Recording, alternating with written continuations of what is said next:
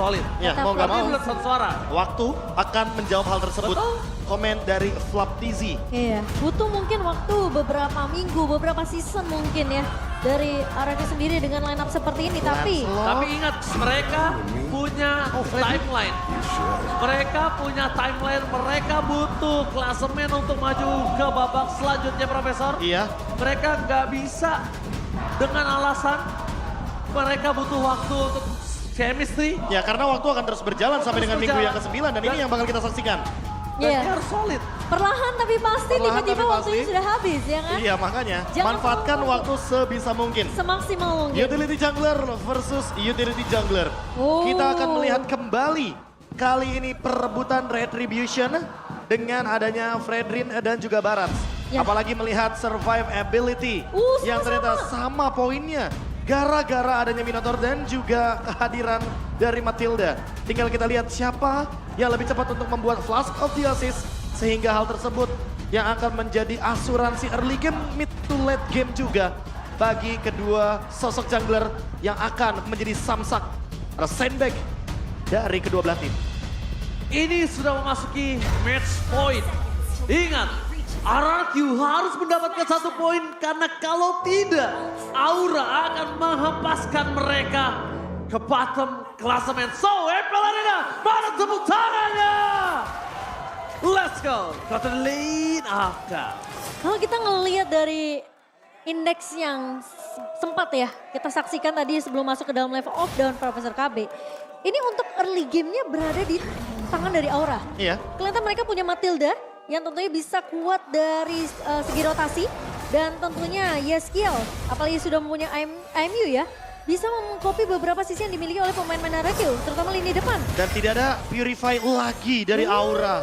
Mereka selalu berani ketika berhadapan dengan Minotaur dan Dusko. Dan bahkan poking damage sudah mulai terjadi perlahan tapi pasti. Itu Impurage. Ini dia, Barat Matilda yang nantinya akan sangat menjengkelkan ketika sudah bergerak ke mid game to late game.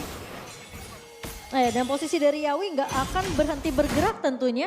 Setidaknya dia bakal coba untuk buka map, cari informasi terlebih dahulu. Sebenarnya kalau dilihat ya dengan draft komposisi yang dibawakan sama Aura kali ini sama seperti di game pertama di mana Yeskiel ngebawa Novaria kan. Ya.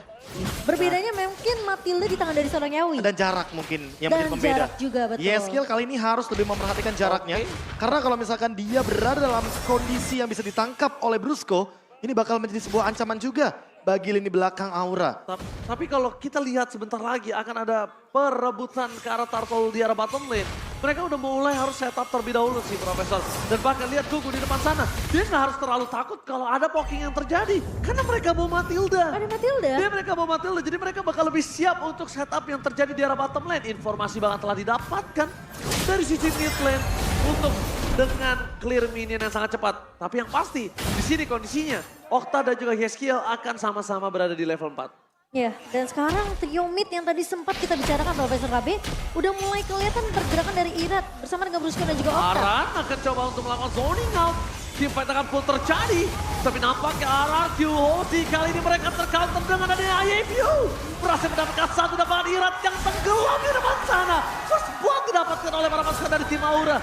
IMU yang sudah kita bahas bersama dengan Profesor KB pun terjadi sebagai inisiat awal oleh seorang Yeskiel. Itu mungkin Barat yang mau kita lihat waktu di game pertama ya Profesor KB. Iya, dengan adanya utility dari satu Guided Wing. Sehingga dia tidak akan ketakutan ketika dalam keadaan terkena damage. Dan sekarang kalau kita lihat dari segi emblem, Yawi full menjadi Matilda jogging. Dia akan berkeliling ke seluruh penjuru lane of down. Agility, Wilderness. Iya, dia pun membawakan Quantum Charge. Jadi mau nggak mau regen HP-nya akan lebih survive juga. Tapi Aran, dia punya Rapture. Dan ini yang perlu diperhatikan. Jangan sampai lini belakangnya itu adalah Skylar yang tidak membawa Purify. Tertangkap dengan Furious Dive dan juga combo Petrify. Karena itu akan menimbulkan efek instant kill terhadap Skylar itu sendiri. Ya, full regen untuk Skylar ya. Tapi Karena ya, lihat Skylar di top lane, dia benar-benar disiksa habis-habisan. Dia benar-benar dipaksa untuk berada selalu di dalam turret.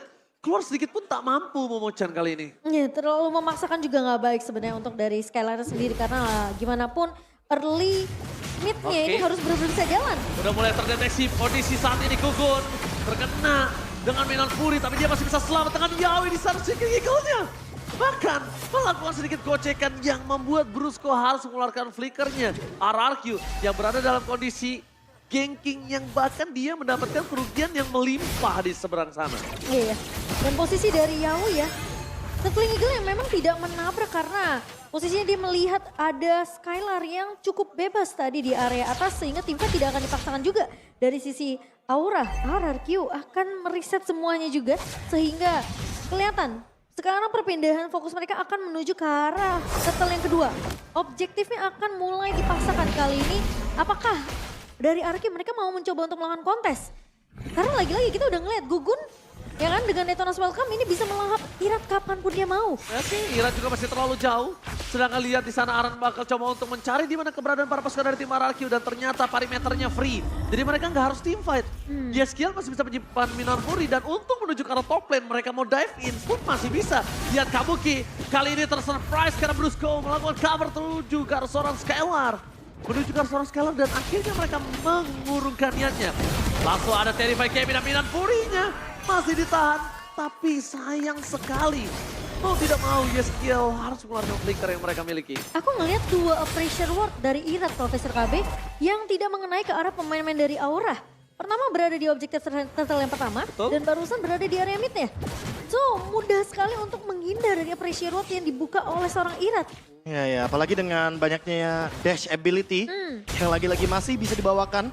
Kita tahu sendiri Arcane Shard tentunya bisa melakukan double dash dari Yeskiel dan sangat mudah sekali untuk dia gunakan ketika dalam keadaan dia mungkin membutuhkan escape ability. Apalagi ditambah ini dia, Flying Dino again untuk engage ke area top lane. Flying Dino kali ini gagal untuk bermain, tapi nampaknya ada satu informasi yang akan mereka dapatkan. Mereka dive in, Operation untuk keluarkan jauh hilang apakah Minor Fury. Gadungan yang membuat Gugun dan kawan-kawan kehilangan dua player. Terlalu memaksakan dan Skylar di sini damage-nya udah terlalu sakit. Cuma nampaknya di arah bottom lane karena mereka tahu ada celah kecil. Flicker dan Okta membuat Kabuki terperangkap di depan sana.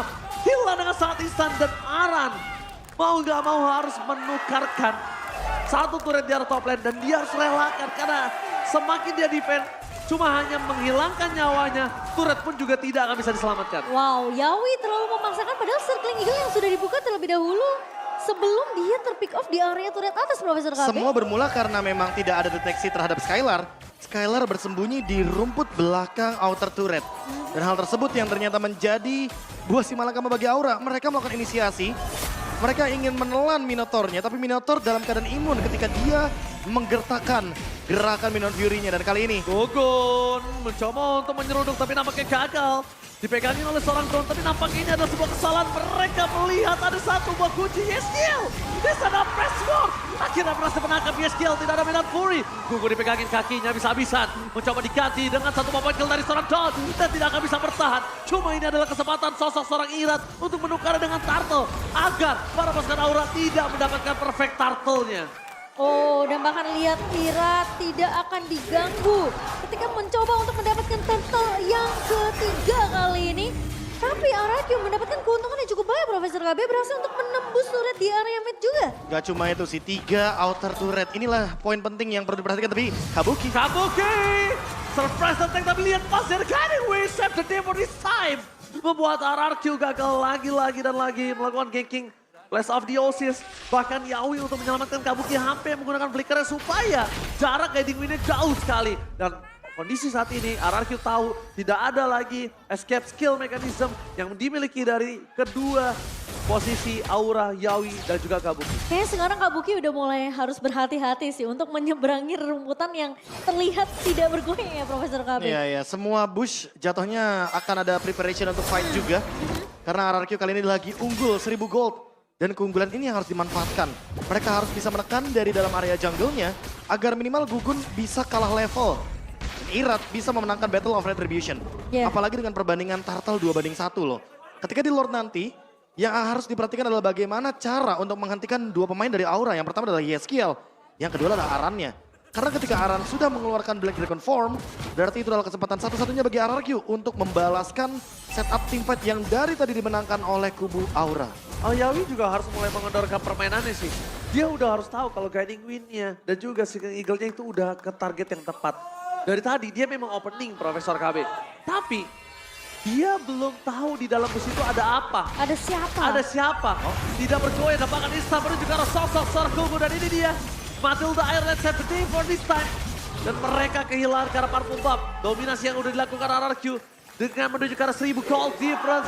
Supaya di arah Lord yang pertama mereka lebih perkasa Momocan. Ya, Horizon Sight dan juga Golden Staff untuk Skylar, Profesor KB. Iya. Sementara dari Kabuki memang masih menang dari segi gold. Meskipun udah ada Haslow ya yang dikantongi oleh seorang Kabuki untuk menambah regen SP tentunya dan juga critical yang akan lebih tinggi untuk seorang Kabuki. Tapi targetingnya beda kali ini. Sementara kalau kita melihat dari Barats yang dimainkan oleh Gugun, dia akan tergerus oleh Demon Hunter Sword yang sesaat lagi akan ada di tangan dari Skylar. Berbeda dengan Irat, dia ada critical damage reduction dari Black Armor. Jadi walaupun sudah ada Berserker's Fury, Kabuki harus memperhatikan targeting dia gak bisa selamanya front to back. Tapi lihat di sana lah seorang Aran. Hantaman benda tubuh mencari seorang Iran. Mencoba dibagi dan bahkan Retribution from Milan. Berhasil menyelamatkan kawan Ararki dan bahkan teamfight pun terjadi. Lihat Ararki memiliki power yang kuat. Untuk teamfight kali ini dan bahkan Iran masih mau lebih. Aran gak bisa mendekati sosok seorang Skylar. Ini kedua kalinya Aran dibakar oleh seorang Skylar. Akhirnya mau tidak mau memasukkan dari Aura. Melepaskan Ararki dan Okta ternyata yang menjadi pointer kali ini. Mata tertuju pada seorang Okta. Dan Okta yang membubarkan pasukan Aura dengan Eternal Guard-nya. Lagi-lagi efek knock off Eternal Guard yang membubarkan setup dari Aura kali ini. Sementara Yawi menggunakan Guiding Wind memang menyelamatkan hidup dari seorang Gugun yang hampir aja terpick off oleh seorang Irat. Ya, tapi passive stack-nya dari Barats tidak begitu aktif sepertinya sekarang. Dan mau nggak mau harus mengumpulkan stack sampai dengan minimal stack-nya 10. RRQ dalam keadaan yang unggul. Kali ini goldnya benar-benar sangat jauh tergerus. Dan ini bisa di end game lebih cepat. Karena memang perbandingan secara komposisi hero-nya membuat Kari seolah terlalu dini untuk mencapai power spec seperti ini. Udah punya Demon Hunter Sword, Golden Staff, Corrosion Sight, permainan front to back. Dan siapapun targetnya pasti akan sangat mudah sekali untuk di meltdown oleh Kari Skylar. Ini Kari yang prematur bahkan dia udah menuju ke arah Wind of Nature. Di arah soul plane sana mereka akan coba masa teamfight kembali terjadi. Dan bisa dikeluarkan. Apakah Eternal Guard kembali menjadi sebuah jawaban dibalaskan dengan dua Eternal Guard. Tapi free hit dari arah belakang Kabuki. Mencoba untuk menyelesaikan seorang Brusco. Dapatkan Ira tampaknya press swordnya. Gak berhasil melakukan apapun. Cover yang sangat baik dari seorang Aran tapi tidak akan bisa terlalu lama. Karena ini Kari. Kari punya pasif yang bisa memeltdown siapapun. Siapapun Profesor. Wah, ini adalah sebuah teamfight yang menarik. Mereka menarik ulur dan memisahkan bagaimana skenario dari permainan di game yang pertama dengan game yang kedua dengan cukup berbeda juga caranya. Gold lanernya dipisahin dan bahkan kali ini YSKL harus berpikir keras apa yang bakal diambil dengan menggunakan IMU. Tadi Eternal Guard, sebelumnya adalah Minion Fury. Dan entah kenapa semakin lama game berjalan aku lebih suka Minion Fury karena setidaknya tidak akan ada yang bisa meng-cancel YSKL ketika dalam keadaan Minion Fury. Ya, dan posisi dari Skylar yang tadi tidak bisa di-pick up dengan cukup mudah juga ya. Meskipun kita ngelihat ada satu buah Black Dragon Transform yang sudah dibuka sama Aran, tapi posisi teammate yang terpisah membuat Aura memang agak sedikit kesulitan. Tadi Irat lagi-lagi pressure word yang tidak mengenai ke arah pemain dari Aura sehingga tidak ada yang tumbang. Mungkin kalau tim fight ada satu pemain yang tumbang itu akan jadi beda cerita. Artinya mungkin mereka masih bisa untuk memaksakan setidaknya untuk tim fight di area base dari Aura sendiri. Oke, tapi kalau ngomongin kondisi saat ini, Gugun benar-benar dipaksakan habis-habisan di depan sana. Bakal coba dipaksa jujur tapi Profesor KB, kalau saya pribadi saya lebih suka menuju ke arah Eternal Guard. Karena kalau YSKL pakai Minion Fury, dia tetap harus memberikan badannya. Sedangkan kondisi saat ini adalah the best thing yang bisa dilakukan YSKL dengan Eternal Guard dari Okta adalah meng-counter attack setup yang dilakukan oleh RRQ. Itu karena dalam keadaan loose condition. Yes. Dan mau nggak mau diambil karena bermain dengan jarak. Awal lagi sekarang, mau tidak mau setup Lordnya akan dipegang penuh oleh RRQ Hoshi. Dalam keadaan Bluesco-nya ready untuk ultimate dan flicker. Oke, teamfight akan coba terjadi di depan sana. Aran memilih untuk mundur. Lihat, para pasukan dari tim RRQ mereka telah menguasai hingga 100% Pit Lordnya. Tapi teamfight akan coba terjadi. Langsung ada Minion Fury dari Brusco. Dua teamfight yang berbeda tapi bahkan Gugun hilang. Gugun termakan oleh sosok seorang Don yang memegangin kakinya dengan sangat baik. Sedangkan Skylar tidak ada yang bisa menyentuhnya. Flicker from Skylar. Berhasil berhasil mendapatkan satu poin kill dan mereka kehilangan 4 pemainnya. Tersisa Aran, tapi base-nya ada top lane. Udah tidak ada, minion tetap bergerak. Apakah endgame akan terjadi? Ini bencana. Lihat Skylar, langsung coba untuk fokus ke seorang Aran. Dipaksa oleh Don. Tapi ketika tidak ada minion, mereka harus bersabar menunggu di arah mid lane terlebih dahulu. RRQ akan coba memaksa mendapatkan satu base turret. Tapi sebentar lagi gunakan kembali ke dalam line of dawn. Tapi setidaknya ompong base yang dimiliki oleh tim Aura. Wah, tidak mau terlalu memaksakan untuk melakukan endgame ke area base dari Aura. RRQ mereka menarik mundur karena mereka tahu pemain-pemain dari Aura sudah mulai kembali respawn. Dan lagi-lagi tim fight yang terpecah belah Profesor KB. Ya, emang Ini lebih bijak sulit juga banget sih. buat Aura. Lebih bijak juga untuk mengambil satu base turret dibandingkan secara paksa untuk mendapatkan Lord tanpa adanya pertukaran dari segi turretnya. Oh, mau di kontes kah? Oh, Nah, kalau misalkan dalam posisi kayak gini terlalu berisiko untuk dikontes. Kayaknya mungkin menunggu untuk melakukan defense terlebih dahulu daripada tim fight-nya nanti bakal bener-bener seperti di tim fight yang sebelumnya, Momochan. iya. Sembari menunggu ya, kira-kira Gugun, apakah Detona's Welcome yang dimilikinya ini bakal bisa untuk melangkah ke arah Irat?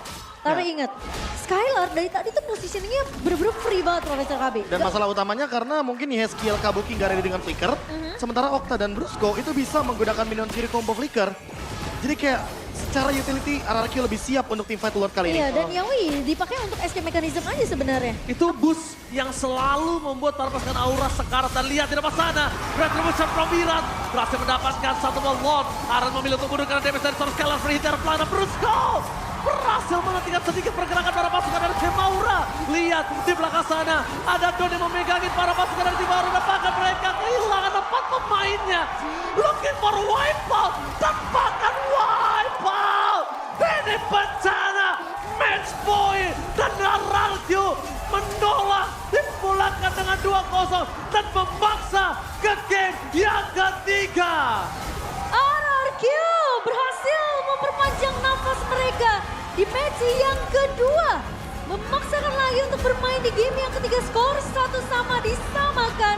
Dan Aura, itu lini belakangnya Aran bener-bener dipegangin habis-habisan. Ada banyak banget pemain yang sebenarnya mendapatkan sorotan karena Kabuki tidak bisa berkutik sama sekali. Yang pertama ada Don, yang kedua ada Irat, yang ketiga ada Brusco. Semua mata tertuju kepada Kabuki. Bruno yang kali ini sebenarnya tidak begitu efisien di game yang kedua. Dan bahkan kesulitan untuk mendapatkan space. Karena dari sisi